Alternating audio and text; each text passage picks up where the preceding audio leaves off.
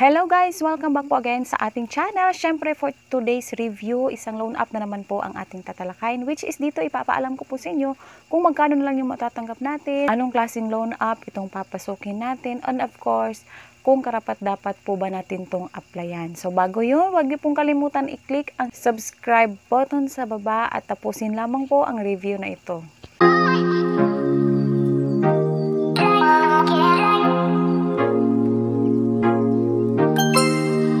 For today's review guys, ang tatalakay natin ay tungkol kay Pinoy Peso.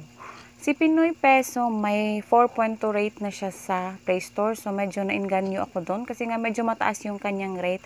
Kaya i-try na natin. So syempre install natin siya.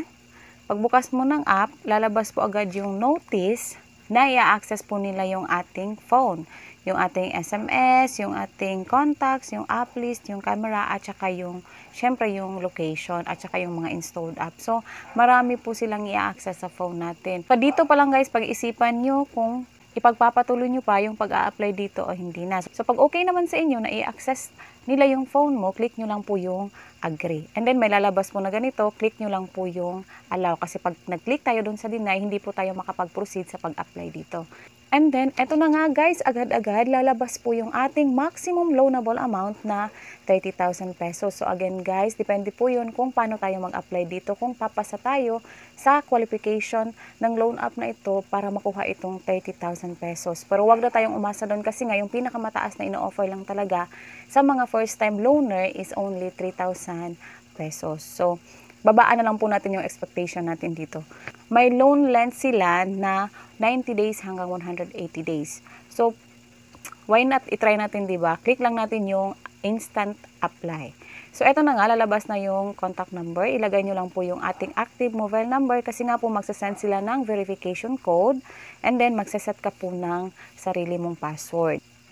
And then, lalabas po ulit yung ating maximum loanable amount na 30,000. And click lang po natin again yung apply instantly. And then, mag-face verification po tayo.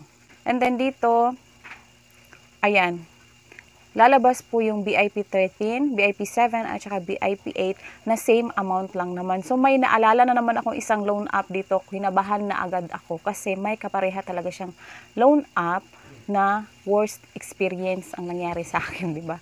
Pero sinubukan ko pa rin para sa inyo. So, dito ako sa BIP 13, since same lang naman sila, nag-click ako doon sa apply. So, dito, pwede nyo pong i-try applyan yung tatlong loan app. Pero wait, tapusin nyo po muna ang video na ito bago nyo i-install itong loan app na ito.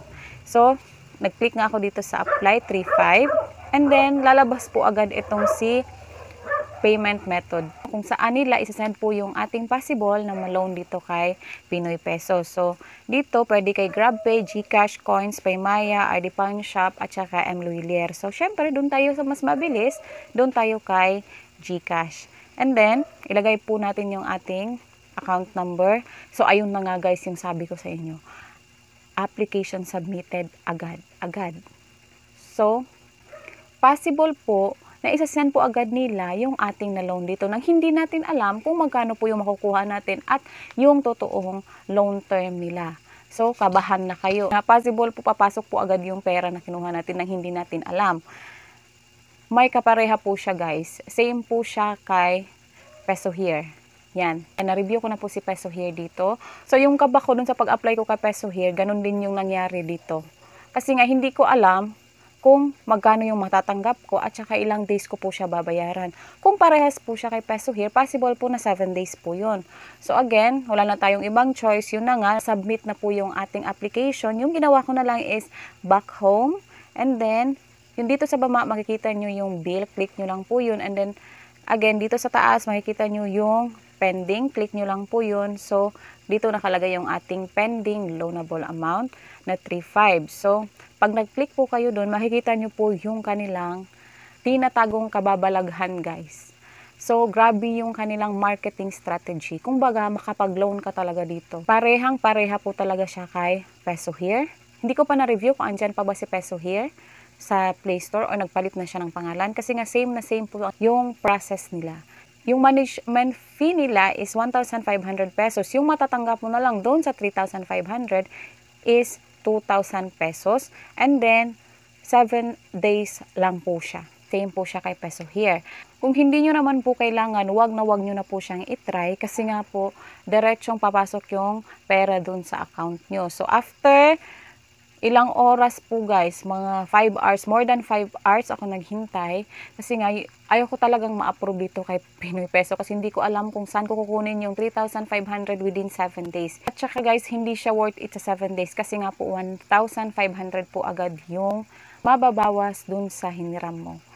So again guys, this loan app is not recommended. Depende po sa inyo yun. Kung kaya nyo naman, why not? Kung kailangan nyo, please, itry nyo muna sa ibang option. Huwag nyo munang pasukin itong loan app na ito. After mga ilang oras nga po guys sa paghihintay, ito na nga, thank God, kasi nga po, failed po tayo. Hindi po tayo na-approve. So yun na nga, this is only based on my experience. So kung may experience po kayo dito sa loan app na ito, pwede nyo pong i-comment sa baba. At yun lamang po for today's review. Thank you so much po. Don't forget to click the subscribe button at saka yung notification bell para updated po kayo sa ating mga susunod pang mga reviews. Thank you so much. Bye-bye!